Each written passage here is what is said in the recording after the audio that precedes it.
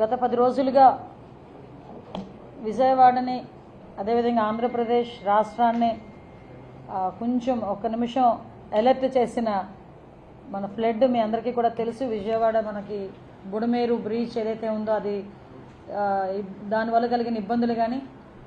విజయవాడ మొత్తం ఒకసారి నీటిలో మునగటం, అదేవిధంగా విజయవాడ ప్రజలందరూ కూడా ఇబ్బంది పడే పరిస్థితి కూడా మనం అందరం కూడా చూసాము. దాన్ని ఇమీడియట్గా రీస్టోర్ చేయడానికి గౌరవ ముఖ్యమంత్రి నారా చంద్రబాబు నాయుడు గారు ఇమీడియట్గా రంగంలోకి దిగి సుమారుగా 10 రోజుల నుంచి అక్కడే విజయవాడ కలెక్టరేట్లోనే బస్సు ఏర్పాటు చేసుకొని బస్సులోనే తన కార్యకలాపాలన్నీ కూడా చేయడం, అడ్మినిస్ట్రేషన్ చేయడమే కాకుండా ఏ ముఖ్యమంత్రి చేయనట్టుగా ప్రతిరోజు ఉదయము సాయంత్రము కూడా కంపల్సరీగా ఎక్కడైతే ప్రాబ్లమ్స్ ఉన్నాయో, ముంపు ప్రాంతాలు ఉన్నాయో, వరద బీభత్సం జరిగిందో ఆ ప్రాంతాలకు వెళ్ళటం, అక్కడున్న ప్రజలందరికీ కూడా సహాయక చర్యలు అందుతున్నాయా లేదా, అదేవిధంగా వాళ్ళందరికీ కూడా ఫుడ్ అకామిడేషన్స్ అన్నీ ఉన్నాయా లేదా, వాళ్ళందరికీ కూడా కరెంటు రిస్టోర్ అయిందా లేదా, ఆఖరికి వాళ్ళ ఇల్లులన్నీ కూడా శుభ్రం చేశారా లేదా డిపార్ట్మెంట్ వాళ్ళు అన్నది కూడా పర్యవేక్షించి అక్కడ వాళ్ళందరికీ కూడా ఎటువంటి ఇబ్బంది కలగకుండా చూసుకునే బాధ్యత కూడా తీసుకురావడమే కాకుండా వితిన్ 3-4 డేస్లో విజయవాడ నగరంలో దగ్గర 70%ని ఎలక్ట్రిక్ మళ్ళా కరెంటు కూడా రిస్టోర్ చేసి వాటర్ కూడా వాళ్ళందరికీ ఇచ్చే పరిస్థితి కూడా మనం చూసాం. అంటే ఒక ముఖ్యమంత్రి ఒక డిజాస్టర్ మూమెంట్లో, ప్రజలకు ఇబ్బంది కలిగే మూమెంట్లో ఏ రకంగా అలర్ట్గా ఉండాలి, ఏ రకంగా సహాయక చర్యల్లో పాల్గొనాలి, ఏ రకంగా మేనేజ్మెంట్ చేయాలి అన్న విషయం మీద ప్రపంచం మొత్తంలో ఏ రాజకీయ నాయకుడైనా చంద్రబాబు నాయుడు గారిని చూసి నేర్చుకోవచ్చు అనేటట్టుగా ఆయన క్రైసిస్ మేనేజ్మెంట్ చేయడం అన్నది మనం అందరం కూడా చూసాం. ఇదే ఫస్ట్ కాదు, ఇంతకుముందు మన హుద్హుద్ జరిగినప్పుడు కానీ, తిత్లీ జరిగినప్పుడు కానీ, అదేవిధంగా ప్రతిపక్ష నాయకుడిగా ఉండేటప్పుడు కూడా రాష్ట్రంలో ఎక్కడైనా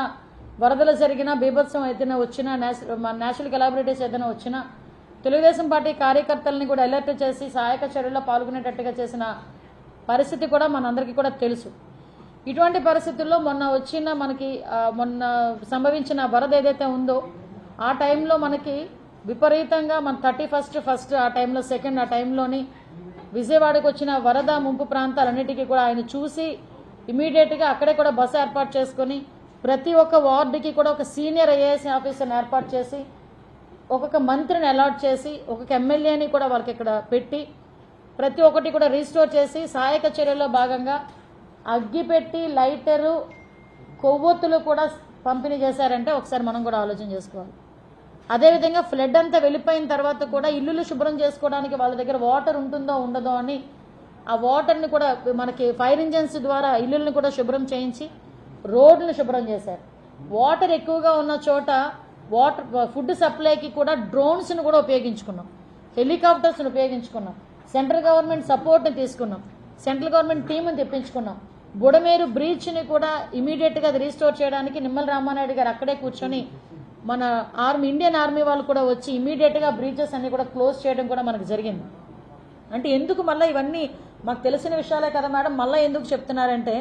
కంపల్సరీగా ఒక నాయకుడు అన్న వ్యక్తి ఏ విధంగా పని చేయాలి, పని చేస్తున్నారని చెప్పడానికి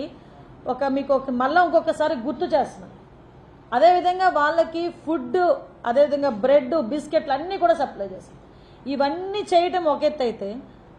ఒక ప్రతిపక్ష నాయకుడు హోదా లేనప్పటికీ